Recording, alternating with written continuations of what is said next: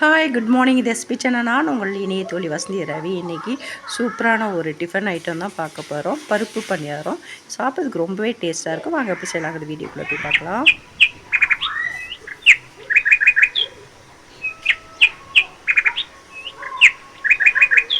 அதுக்கு நான் வந்து ஒரு டம்ளர் அளவுக்கு நான் பச்சரிசி எடுத்து வச்சுருக்கேன். 1/4 டம்ளர் அளவுக்கு துவரம்பருப்பு எடுத்து வச்சுக்கிறேன். அதுக்கும் பாதியாக வந்து நான் கடலைப்பருப்பு எடுத்து வச்சுருக்கேன். 2 ஸ்பூன் அளவுக்கு வந்து உளுத்தம்பருப்பு போட்டுக்கலாம். இது நல்லா கழுவிடலாம். ஒரு 3-4 டைம் கழுவிட்டு இது ஊற வச்சிடலாம். ஒரு 2 மணி நேரம் ஊறட்டும். நான் மூடி போட்டு வச்சிட்றேன். பாருங்கள், நல்லா 2 மணி நேரம் கழித்து நான் பார்க்குறேன். நல்லா ஊறிடுச்சு. இதை அரைச்சிடலாம். கொஞ்சமாக உப்பு போட்டு நம்ம நல்லா கலந்து விட்டுறணும். ஒரு 4 மணி நேரம் இது புளிக்கட்டும். இது பனிக்காலமாக இருக்கிறதுனால நான் காலையில் தான் அதை செய்கிறேன். பாருங்கள், நல்லா பொங்கி வந்திருக்கு. இதுக்கு ஒரு தாளிப்பு கொடுத்துடலாம். ஆயில் ஊற்றி கடுகு உளுத்தம்பருப்பு பொரிஞ்சதும் 1 ஸ்பூன் கடலைப்பருப்பு, கொஞ்சம் தாராளமாக பெரிய வெங்காயம் போட்டுக்கலாம். ஒரு பச்சை மிளகாய், கொஞ்சம் கறிவேப்பிலை சின்னதாக கிள்ளி போட்டுக்கலாம். நான் கொஞ்சமாக போட்டுக்கிறேன், இல்லாட்டினா ஆயில் மேலே தெளிச்சிரும். இதை வந்து நல்லா குலுக்கி விட்டு நல்லா வதக்கிடணும். திருப்பி விட்டு நல்லா வதக்கி விட்டுக்கணும். பாருங்கள், நல்லா வதங்கிடுச்சு. இதை வந்து நான் மாவில் கொட்டிட வேண்டியதுதான். இப்போ வந்து பணியாரக்கல்லை வச்சு நான் ஹீட் பண்ணிகிட்ருக்கேன். பாருங்கள், மாவில் நல்லா கொட்டிட்டேன். பணியாரக்கல்லை நல்லா ஆயில் விட்டு நம்ம நல்லா தொடச்சி விட்டுக்கலாம். அப்போ தான் ஒட்டாத வரும்.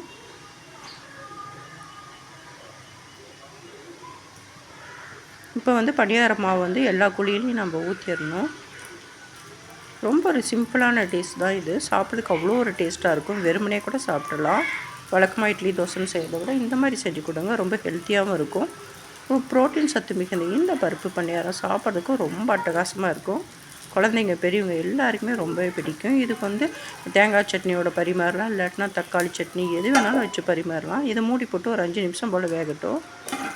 பாருங்கள், நல்லா வெந்துருச்சு. இப்போ திருப்பி விட்டுக்கலாம். கொஞ்சம் சுற்றிலும் ஆயில் விட்டுக்கணும். அப்போ சாப்பிட்றதுக்கு ரொம்ப டேஸ்ட்டாக இருக்கும். பாருங்கள், ஒவ்வொன்றா திருப்பி விட்டுக்கலாம்.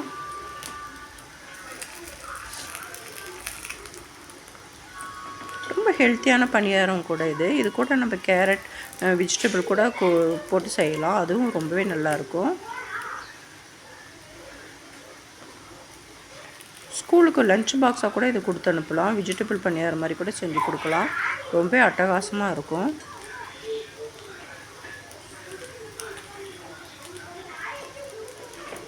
பாருங்கள், எல்லா பக்கமும் திருப்பி விட்டு வேக விட்டுக்கணும். எல்லாம் கோல்டன் கலரில் வந்துருச்சு. பாருங்கள், இதை வந்து நான் வந்து எடுத்து வச்சிட்றேன். சூப்பராக ரெடி ஆயிடுச்சு. பாருங்கள், இன்னொரு பேட்சும் ஊற்றிக்கலாம்.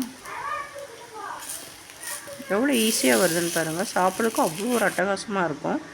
நான் ஒரு டம்ளர் அளவுக்கு போட்டு எவ்வளோ பணியாரம் வந்திருக்குன்னு பாருங்கள். இது வந்து 3 பேருக்கு தாராளமாக சாப்பிட்லாம், அந்தளவுக்கு இருக்கும்.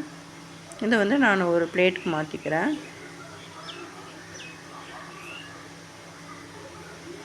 இன்றைக்கி வந்து நான் தேங்காய் சட்னி தான் வச்சுருக்கேன். நீங்கள் எந்த சட்னி, புதினா சட்னி, தேங்காய் சட்னி, தக்காளி சட்னி, வெங்காய சட்னி எது கூடயும் இது வந்து சூப்பராக காம்பினேஷன் ஆகும். ரொம்ப ஹெல்த்தியான ஒரு டிஃபன் ரெசிபி தான். உங்களுக்கும் பிடிச்சிருக்குன்னு நினைக்கிறேன். இந்த ரெசிபி உங்களுக்கு பிடிச்சிருக்குன்னு வச்சுருங்க. சப்ஸ்கிரைப் பண்ணுங்கள், லைக் பண்ணுங்கள், ஷேர் பண்ணுங்கள், கமெண்ட் பண்ணுங்கள். இன்னொரு இன்ட்ரெஸ்டிங்கான வீடியோட நான் உங்களை மீட் பண்ணுறேன். எதையும் ரசித்து செய்யுங்க, ருசித்து சாப்பிடுங்க. தேங்க்ஸ் ஃபார் வாட்சிங். Bye bye.